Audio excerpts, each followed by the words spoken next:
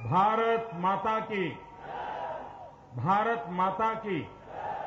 श्यामा प्रसाद मुखर्जी, श्यामा प्रसाद मुखर्जी,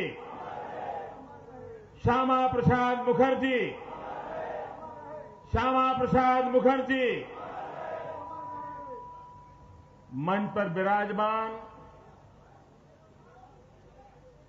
परम आदरणीय श्रीमान बादल साहब, हमारे वरिष्ठ मार्गदर्शक रहे हैं, ऐसे श्रीमान बलराम दास जी टंडन, वैसे ही हमारे वरिष्ठ मार्गदर्शक आदरणीय शांता कुमार जी, प्रदेश भारतीय जनता पार्टी के अध्यक्ष भाई कमल जी, मंच पर विराजमान सभी आदरणीय नेतागण और राष्ट्र की एकता का प्रतीक ऐसी इस पवित्र धरती पर पधारे हुए सभी देशभक्त भाई और बहनों, मैं आज यहां उत्तराखंड की धरती से पहुंचा हूं। वहां के संकट को, उस प्राकृतिक आपदा को मैंने अपनी आंखों से देखा है। उन संकटों से बचकर के आए हुए लोगों से, उन खौफनाक कथाओं को सुना है, उनके दर्द को समझने की कोशिश की है। उत्तराखंड का यह संकट इतना भयानक है,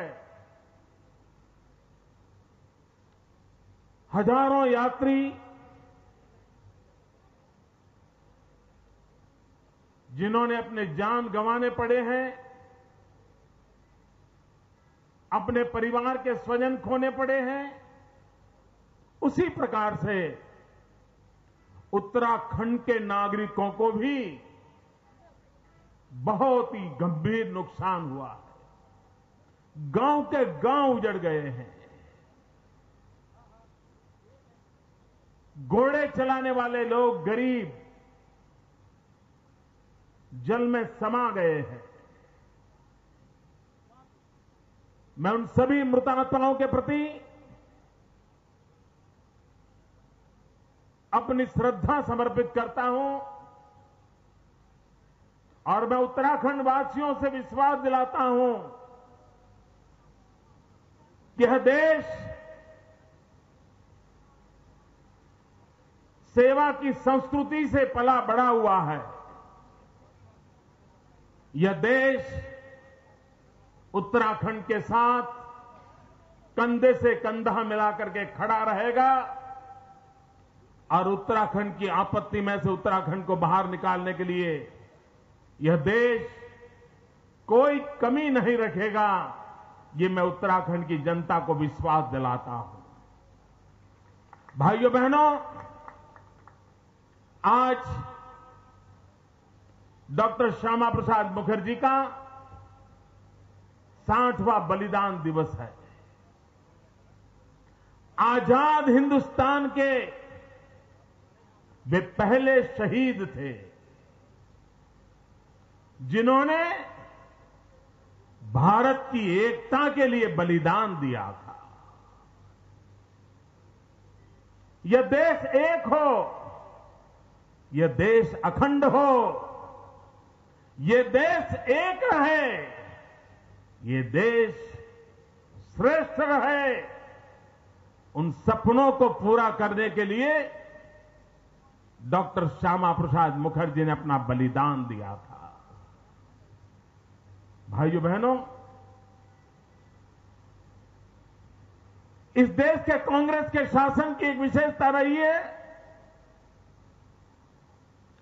कि वे हिंदुस्तान की आजादी के, हिंदुस्तान के निर्माण में कितना ही किसी ने योगदान किया हो, कांग्रेस इसे स्वीकार करने को तैयार नहीं है। अभी बादल साहब बता रहे थे, अंडमान निकोबार की जेल में कितने पंजाब के नौजवानों ने अपनी जवानी खपा दी थी। देश की आजादी के लिए भगत सिंह समेत कितने महापुरुषों ने फांसी के फंदे पर लटक करके इस देश को आजादी दिलाई थी। लेकिन इस देश के किसी भी व्यक्ति के बलिदान को कांग्रेस बलिदान मानने को तैयार नहीं है। डॉक्टर श्यामा प्रसाद मुखर्जी को भी भुला देने के भरपूर प्रयास हुए और आज भी एक सवाल वैसा का वैसा खड़ा हुआ है।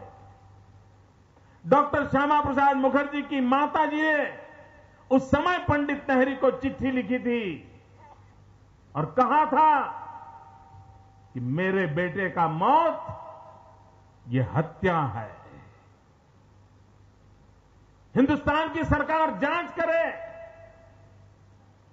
किस हालत में श्यामा प्रसाद मुखर्जी की हत्या हुई। लेकिन पंडित नेहरू जी की सरकार ने, दिल्ली में बैठी हुई कांग्रेस की सरकार ने अपने बेटे को गंवाने वाली उस मां के आंसू को, उस दर्द को, उस पीड़ा को समझने की परवाह नहीं की। आप कल्पना कर सकते हैं मित्रों, जब डॉक्टर श्यामा प्रसाद मुखर्जी ने सत्याग्रह किया था, आयु सिर्फ 51 वर्ष थी और उसके पहले कभी भी उनके स्वास्थ्य की बीमारी की शिकायत इस देश ने सुनी नहीं थी। 51 वर्ष की आयु में डॉक्टर मुखर्जी शेख अब्दुल्ला जी की सरकार की जेल में है और सिर्फ 1.25 महीने के भीतर उनकी मौत हो जाती है, वो शहीद हो जाते हैं। लेकिन हिंदुस्तान की जनता को सत्य नहीं बताया जाता है, वो सवाल या निशान आज भी खड़ा है। और डॉक्टर श्यामा प्रसाद मुखर्जी ने बलिदान किस बात के लिया था? देश की एकता के लिए दिया था। आज भी देश के सामने हिंदुस्तान की एकता को तोड़ने वाले सारी शक्तियां विदेशों से प्रेरणा लेकर के, सहाय लेकर के हमारी इस देश को तोड़ने के लिए तुले हुए हैं। और वोट बैंक की राजनीति में डूबी हुई दिल्ली की सरकार देश के सामान्य मानवी को सुरक्षा देने में विफल हो गई है। देश की एकता पर हमेशा संकट मंडराते रहते हैं, ये उनकी नाकामी का निशानी है। डॉक्टर श्यामा प्रसाद मुखर्जी हिंदुस्तान की पहली सरकार में मंत्री थे, सरदार पटेल मंत्री थे, डॉक्टर बाबा साहब आंबेडकर मंत्री थे। और मित्रों, आज मैं एक बड़ा गंभीर बात बताना चाहता हूं। उस समय की हिंदुस्तान की पहली सरकार में अगर कोई स्वतंत्र आवाज थी तो इन 3 महापुरुषों की थी। पंडित नेहरू की जो सोच थी, उस सोच के सामने सत्य उजागर का सामर्थ्य इन 3 महापुरुषों में हुआ करता था। और पंडित नेहरू को ये तीनों महापुरुष पसंद नहीं थे। और जब सरदार पटेल हमें छोड़ के चले गए, डॉक्टर श्यामा प्रसाद मुखर्जी का बलिदान हो गया, डॉक्टर बाबा साहब आंबेडकर ने मंत्री पद छोड़ दिया, उस समय की सरकार निरंकुश हो गई। कांग्रेस का निरंकुश होने का बीज उसी समय बोया गया था। अगर ये 3 महापुरुष लंबे अरसे तक रहते तो शायद कांग्रेस को निरंकुश होकर के देश को तबाह करने की जो आदत लग गई है, वो आदत शायद न लगती। इतना बड़ा नुकसान इन 3 महापुरुषों के जाने से हुआ है। डॉक्टर श्यामा प्रसाद मुखर्जी इस देश के उद्योग मंत्री थे और कितने तेजस्वी थे। 32-33 साल की आयु में वो कलकत्ता की ख्यातनाम यूनिवर्सिटी के वाइस चांसलर बने थे।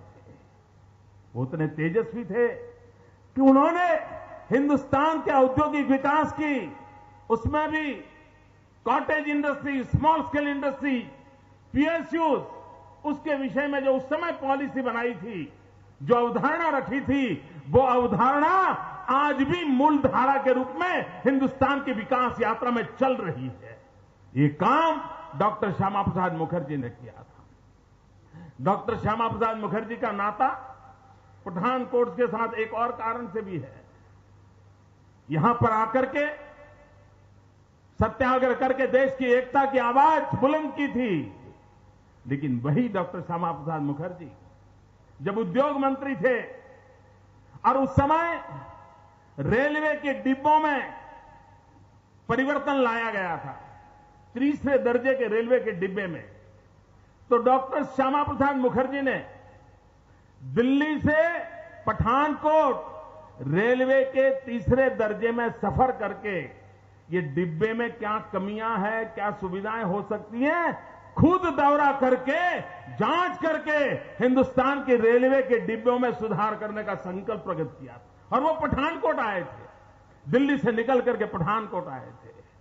डॉक्टर श्यामा प्रसाद मुखर्जी देश की एकता के लिए जैसे बलिदान दिया, उसी प्रकार से वो मानव सेवा के काम में भी रत रहते थे। 1943 कलकत्ता के अंदर, बंगाल के अंदर, और तब संयुक्त बंगाल था, भूखमरी का एक बहुत बड़ा संकट आया था। 50 लाख से अधिक लोग भूखमरी के शिकार हुए थे। उस समय डॉक्टर श्यामा प्रसाद मुखर्जी ने बंगाल के उन पीड़ितों की सेवा करना, उनके जीवन को बचाने के लिए एक बहुत बड़ा सेवा यज्ञ चलाया था और उसकी कीर्ति पूरे बंगाल में फैली हुई थी। आज जब हम डॉक्टर श्यामा प्रसाद मुखर्जी के 60वें बलिदान का स्मरण कर रहे हैं तब, और उत्तराखंड की आपदा हमारे सामने है तब, डॉक्टर श्यामा प्रसाद जी के रास्ते पर चलने वाले हम सबका दायित्व बनता है कि जैसे 1943 में डॉक्टर श्यामा प्रसाद मुखर्जी ने बंगाल के पीड़ितों की सेवा की थी, हम भी उत्तराखंड के पीड़ितों की सेवा करने का आज संकल्प करेंगे। हम भी उनके लिए जो कर सकते हैं और करेंगे। भाइयों बहनों, दिल्ली की मैं कांग्रेस सरकार के लोगों को तो शायद पता भी नहीं होगा कि श्यामा प्रसाद मुखर्जी नाम के इस देश में एक महापुरुष थे जो देश की एकता के लिए अपने आप को बलि चढ़ा दिया था। भाइयों बहनों, डॉक्टर श्यामा प्रसाद मुखर्जी हिंदुस्तान के पुनर्निर्माण के लिए भव्य भारत के सपनों को देखते हुए हमेशा शिक्षा पर बल देते थे। और डॉक्टर श्यामा प्रसाद मुखर्जी ने कहा था, आजाद हिंदुस्तान में हमने ऐसी यूनिवर्सिटियों का निर्माण करना होगा जो यूनिवर्सिटी राष्ट्र चेतना के केंद्र बने, राष्ट्र के विकास की धारा को बहाने वाले बने। लेकिन कांग्रेस पार्टी ने हमारी शिक्षा की व्यवस्था को इस प्रकार से कर दिया, आज देश का नौजवान बेरोजगार है। भाइयों बहनों, स्वयं दिल्ली सरकार के आंकड़े कह रहे हैं, अटल जी की सरकार के समय जितनी रोजगारी की संभावनाएं थी, जितने नौजवानों को रोजगार मिला था, पिछले 2 सरकारें इनकी यूपीए की चली, यूपीए 1, यूपीए 2, अटल जी के समय में जितने रोजगार मिले थे उससे आधे रोजगार भी नौजवानों को ये दिल्ली की सरकार नहीं दे पाई है। भाइयों बहनों, देश के नौजवानों को शिक्षा चाहिए, देश के नौजवान को रोजगार चाहिए। देश का नौजवान राष्ट्र के विकास में अपने आप को जोड़ना चाहता है, लेकिन दिल्ली में बैठी हुई सरकार जिसे हिंदुस्तान के नौजवानों के भविष्य की परवाह नहीं है, हिंदुस्तान के नौजवानों के विकास की चिंता नहीं है। और तब जाकर के भाइयों बहनों डॉक्टर श्यामा प्रसाद मुखर्जी ने जो संदेश दिया था कि हमारी यूनिवर्सिटियां राष्ट्र चेतना का केंद्र बने, राष्ट्र निर्माण की एक नई धारा खड़ी करें, उस काम को पुनर्जीवित करने की समय की मांग है भाइयों बहनों। कश्मीर के अंदर श्यामा प्रसाद मुखर्जी इस बात को लेकर के लड़ाई लड़े थे कि इस देश में 2 विधान, 2 प्रधान, 2 निशान नहीं चलेंगे। उस बात के लिए श्यामा प्रसाद जी बलि चढ़ गए। लेकिन मुझे कभी कभी विचार आता है कि डॉक्टर श्यामा प्रसाद जी ने कहा था कि इस देश में 2 प्रधान नहीं चलेंगे, लेकिन उनके 60 साल के बलिदान के बाद देखा जा रहा है कि दिल्ली में इन दिनों 2 प्रधान चल रहे हैं। पता ही नहीं चल रहा है सच्चा प्रधान कौन है, पता ही नहीं चल रहा है। और इसलिए श्यामा प्रसाद जी का जो सपना था 2 प्रधानों से देश मुक्त कराओ, कश्मीर मुक्त कराओ, आज हमारा भी सपना होना चाहिए। ये 2 प्रधान देश चला रहे हैं, देश को तबाह किया है, उनसे भी देश को मुक्ति दिला दें।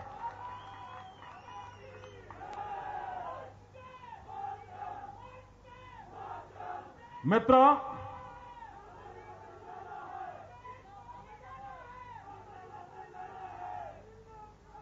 सरदार वल्लभ भाई पटेल ने बड़ी कुशलता के साथ देश को जोड़ा, देश को एक किया। लेकिन कश्मीर के सवाल पे पंडित नेहरू के रुख के कारण आज भी नए नए संकट छाए जा रहे हैं। एक आशा बंधी थी अटल बिहारी वाजपेयी के शासन में, कश्मीर के गांव पर मरहम लगाने का काम अटल बिहारी वाजपेयी जी की सरकार ने किया था। एक नए युग के आरंभ की आशा बंधी थी। ममता से, प्यार से, भाईचारे से, शांति से, संवाद से, विश्वास से, विकास से कश्मीर के लोगों के दिल जीतने में अटल बिहारी वाजपेयी जी ने बहुत बड़ी अहम भूमिका निभाई थी और इसका कोई इनकार नहीं कर सकता है। और जब पाकिस्तान के लोगों को लगा कि अटल बिहारी वाजपेयी जिस प्रकार से कश्मीर के गांवों को मरहम लगा रहे हैं, तो पाकिस्तान की सारी राजनीति ही नाकाम हो जाएगी। यह अच्छी बात थी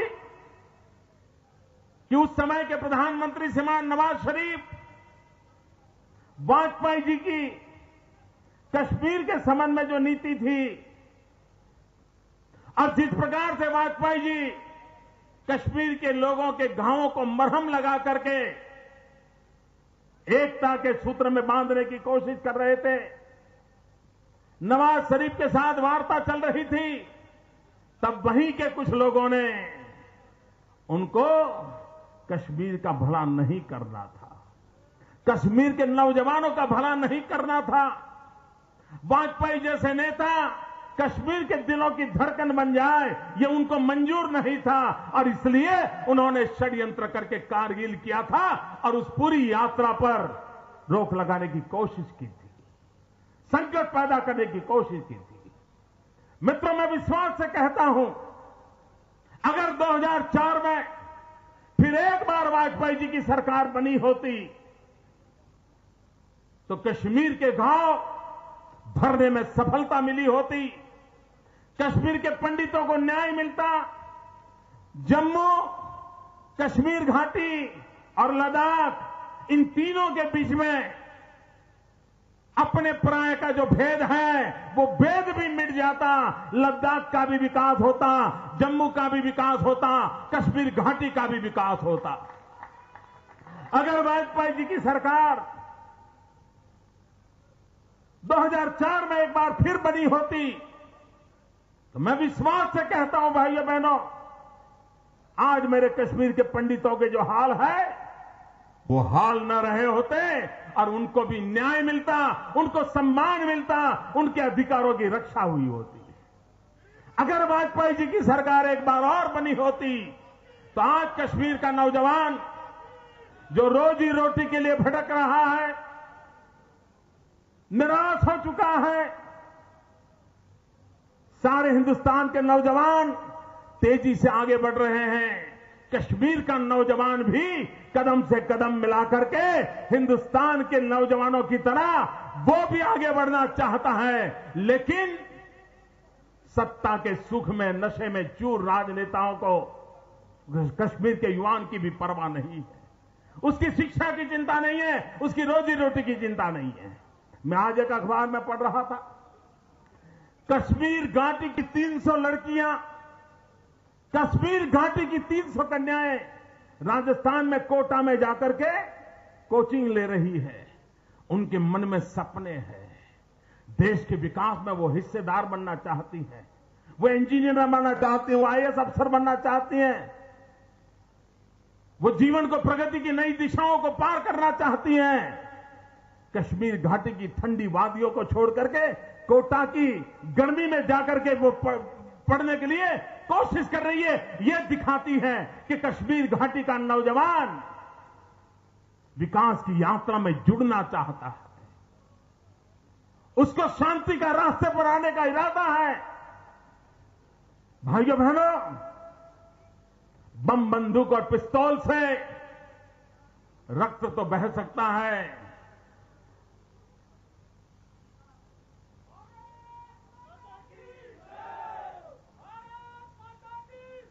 भाइयों बहनों,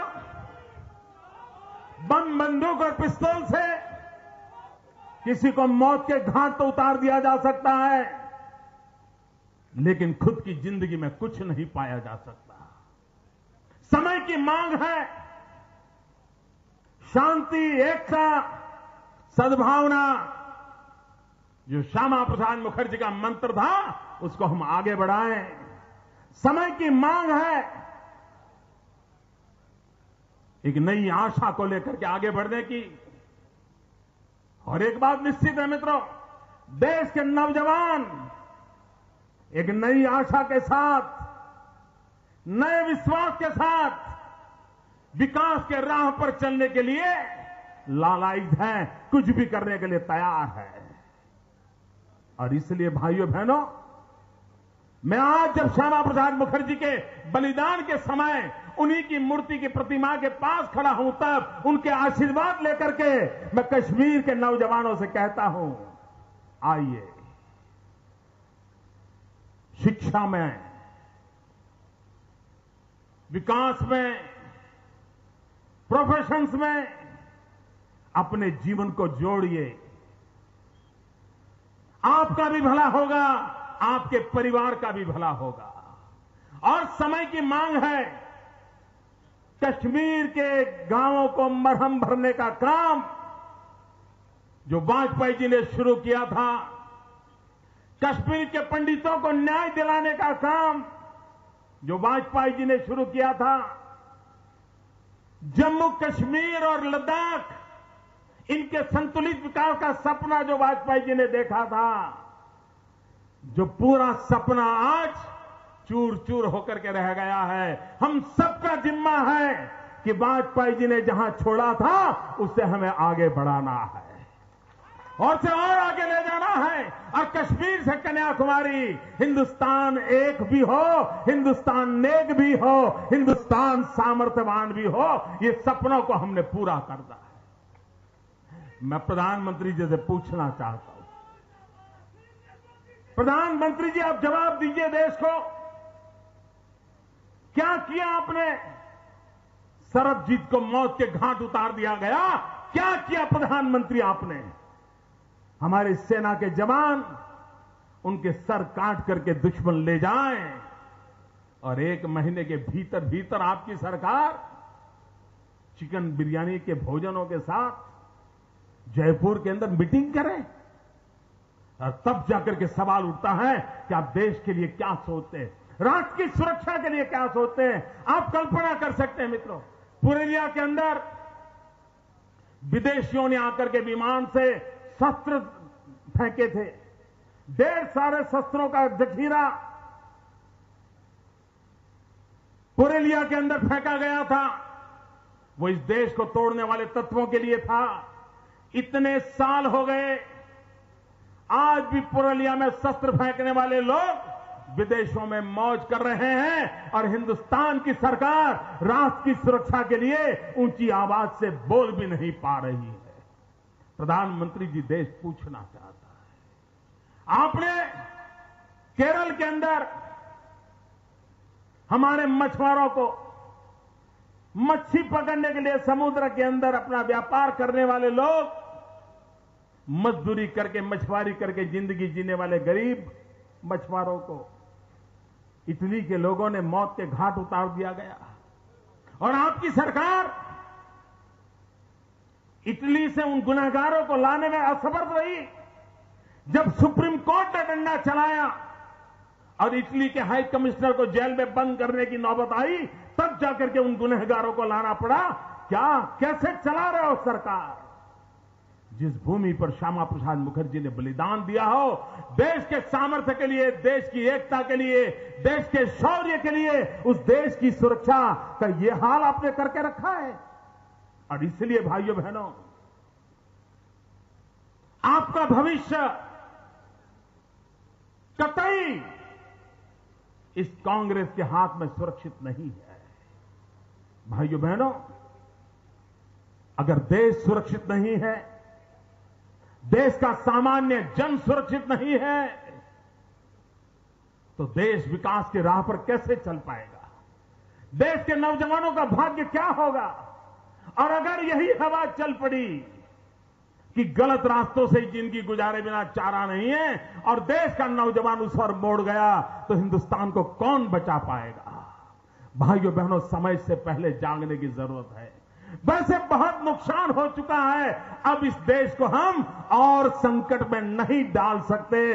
इस देश के नौजवानों के भविष्य को हम रोक नहीं सकते हैं। और इसलिए भाइयों बहनों, मैं प्रार्थना कर रहा हूं आपको, मैं देशवासियों से प्रार्थना कर रहा हूं, भारत के भविष्य के लिए, भारत के नौजवानों के भविष्य के लिए हमने बड़े विश्वासों के साथ उन सारे संकटों से उभरना है, तो कांग्रेस मुक्त भारत निर्माण का सपना देखना होगा।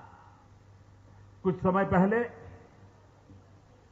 कांग्रेस पार्टी ने, यूपीए सरकार ने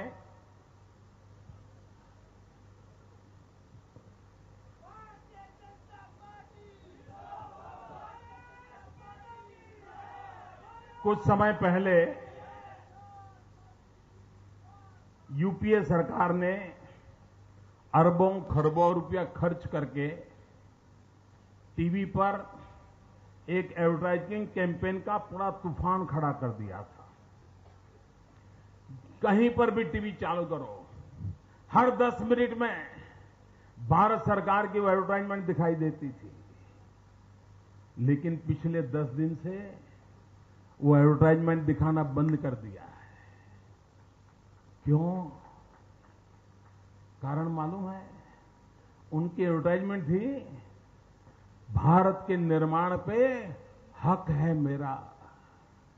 मैंने कहा, तुम कह रहे हो हक है मेरा, हमें सुनाई देता है शक है मेरा। भारत के निर्माण पे शक है मेरा। और जब मैंने ये कहा कि भारत के निर्माण पे शक है मेरा, तो यूपीए सरकार को भी शक होने लगा और उन्होंने उस एडवर्टाइजमेंट को बंद कर दिया। इस देश को शक हो रहा है आपके हर कारनामों पर। अरबों खरबों रुपये उनके बेकार चले गए। उनकी हिम्मत नहीं है कि फिर से देश के सामने जाकर के उस एडवर्टाइजमेंट को फिर से दिखाएं। देश की जनता को कांग्रेस के मित्र जवाब दें।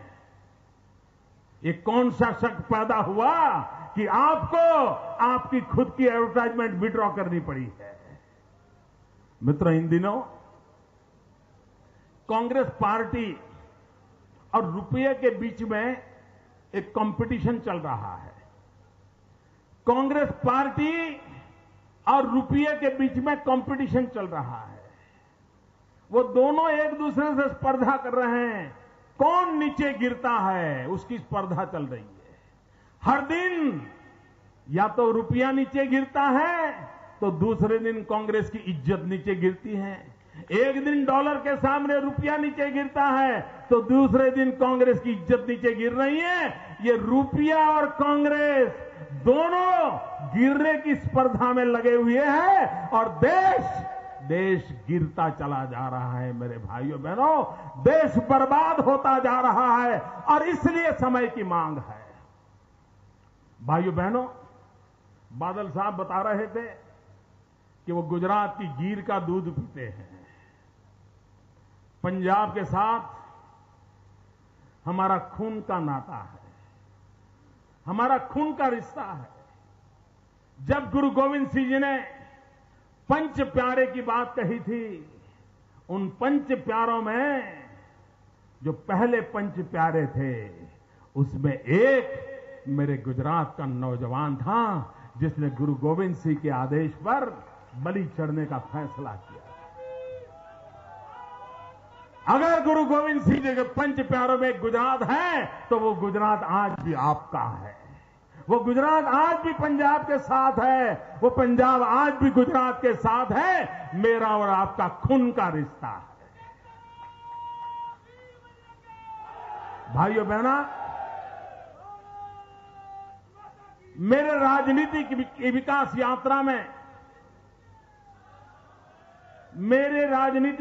यात्रा में इस भूमि का विशेष रोल रहा है। और आज जब मैं बादल साहब के पास खड़ा हूं, शांता कुमार जी के पास खड़ा हूं, आदरणीय टंडन जी के पास खड़ा हूं, तो सार्वजनिक रूप से इस बात को गर्व से कहने का मुझे उचित लगता है। इसलिए मेरे मन की एक बात मैं बताता हूं।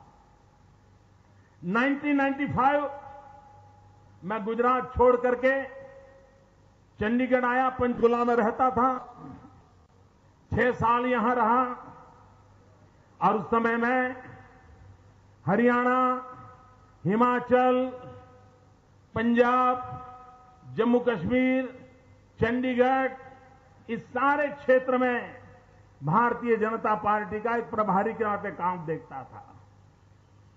हमारे वरिष्ठ नेता शांता कुमार जी, हिमाचल में मुझे उनकी उंगली पकड़ करके चलना सीखना मिला। मुझे एक नई समझ मिली, मुझे नई समस्याओं को समझने का अवसर मिला। मैं पंजाब में बादल साहब की उंगली पकड़ करके काम करता था। बादल साहब ने मुझे एक पिता की तरह प्रेम दिया था और साथी दलों के साथ कैसे काम करना, इसकी शिक्षा दीक्षा मुझे बादल साहब ने दी थी, टंडन साहब ने दी थी। उस समय मैं जम्मू कश्मीर में काम कर रहा था, अटल जी की सरकार थी और उस समय जम्मू कश्मीर में जो सरकार बनी वो फारूक अब्दुल्ला जी की थी और वो एनडीए के साथ थे और उसके कारण मुझे बहुत समय तक स्वयं फारूक अब्दुल्ला के साथ काम करने का अवसर मिला था। हरियाणा में मुझे 2 दिग्गज नेताओं के साथ काम करने का अवसर मिला था। एक तरफ थे हिंदुस्तान के वरिष्ठ नेता देवीलाल जी, उनके पास बैठ करके मैंने उन सालों में काम किया था, और दूसरे थे चौधरी बंसीलाल जी। देवीलाल जी के परिवार के साथ काम करने का अवसर मिला, मुझे चौधरी बंसीलाल जी के परिवार के साथ काम करने का अवसर मिला। और एक प्रकार से जब मैं गुजरात में काम करता था, नई नई राजनीति में आया था और मुझे सबसे पहले एक संयुक्त सरकार में काम करने का अवसर आया एक संगठन के नाते, और उस समय मैं चिमन भाई पटेल की सरकार में, हम छोटे पार्टनर थे भारतीय जनता पार्टी के लोग, उनके साथ काम करने का अवसर मिला। हिंदुस्तान में राजनीतिक दलों को जोड़ने का काम अगर सबसे पहले किसी ने शुरू किया तो डॉक्टर श्यामा प्रसाद मुखर्जी ने किया था। जब 1952 में पहला चुनाव हुआ, उस चुनाव में कांग्रेस के खिलाफ जनसंघ एक राष्ट्रीय पार्टी के रूप में चुनाव लड़ रही थी। उस समय कांग्रेस का ही बोलबाला था। ऐसी स्थिति में भी जनसंघ के 3 लोग चुन करके आए थे, डॉक्टर श्यामा प्रसाद जी और 2 और लोग चुन करके आए थे। लेकिन पार्लियामेंट में सबसे पहले, हिंदुस्तान में पहली पार्लियामेंट में इस नेशनल डेमोक्रेटिक फ्रंट बनाने का काम डॉक्टर श्यामा प्रसाद मुखर्जी ने किया था और 35 एमपी का एक मोर्चा बनाया था जिसने कांग्रेस के कारनामों को खुला करने का काम पहली पार्लियामेंट में किया था।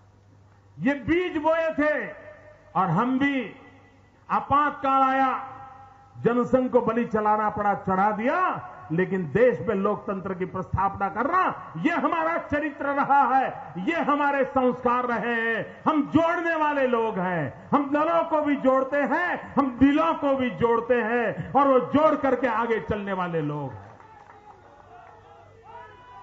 हम देश हित से समाधान नहीं करते, हम वोट बैंक की राजनीति पर समाधान नहीं करते, हम दल को भी जोड़ेंगे, दिलों को भी जोड़ेंगे ताकि हमारा देश आबाद हो। श्यामा प्रसाद मुखर्जी के सपनों को हम साकार करें, इस काम को लेकर के हम कर रहे हैं।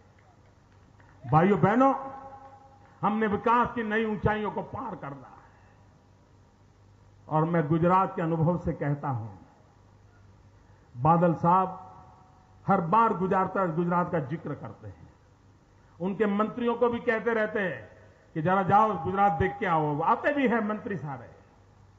जिसको भी विकास में रस है, ये सारे लोग आज गुजरात की चर्चा करते हैं। भाइयों बहनों, गुजरात आज जो कुछ भी विकास कर रहा है, इससे एक विश्वास देश में पैदा हुआ है।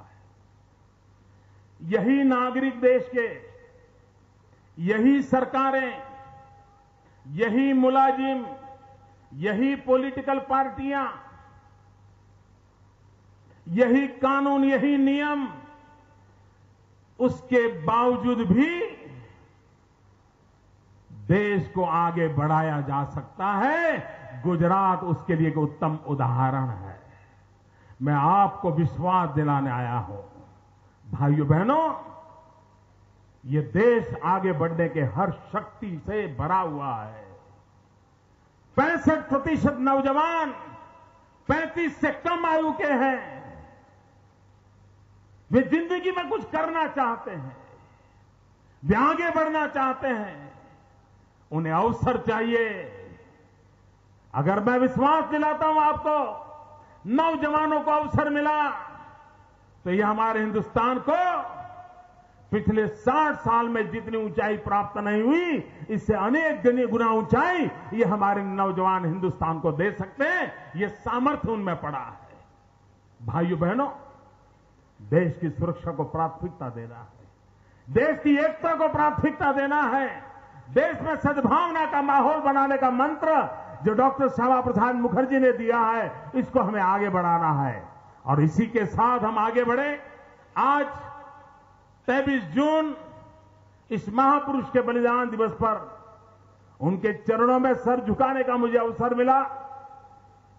बादल साहब स्वयं यहां आए और मुझे भरपूर आशीर्वाद दिए। मैं बादल साहब का बहुत आभारी हूं। मैं भारतीय जनता पार्टी पंजाब इकाई, जम्मू कश्मीर इकाई का बहुत आभारी हूं कि उन्होंने देश के कोटि कोटि लोगों के सपनों को साकार करने के लिए फिर एक बार डॉक्टर श्यामा प्रसाद मुखर्जी के संदेश को घर घर पहुंचाने का संकल्प किया है।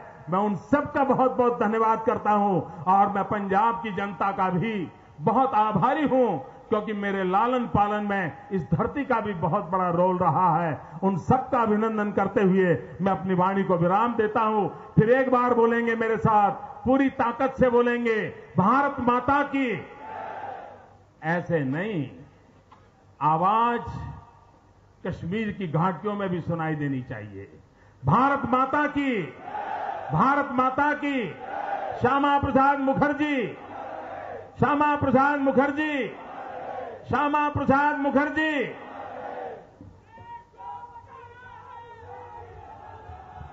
भारत माता की। देश का नेता कैसा हो, देश का नेता कैसा हो, भारत माता की। मैं पंजाब के भारतीय जनता पार्टी और अकाली दल की सांझे नेताओं की तरफ से और पंजाब की पूरी जनता की तरफ से नरेंद्र भाई मोदी का तहे दिल से अभिनंदन करता हूं और धन्यवाद करता हूं हमारे बीच में आए। और जितने भी नेतागण हमारे बीच में हैं, प्रकाश सिंह बादल जी, शांता कुमार जी, जेपी नड्डा जी, श्याम जाजू जी, आरपी सिंह जी, अनुराग ठाकुर जी, जुगल जी, इन सबको अपनी तरफ से और पंजाब के सब यहाँ पे नेताओं की तरफ से बहुत बहुत धन्यवाद और उनका अभिनंदन करता हूँ। जितने भी भाई यहाँ पे इस रैली में आए हैं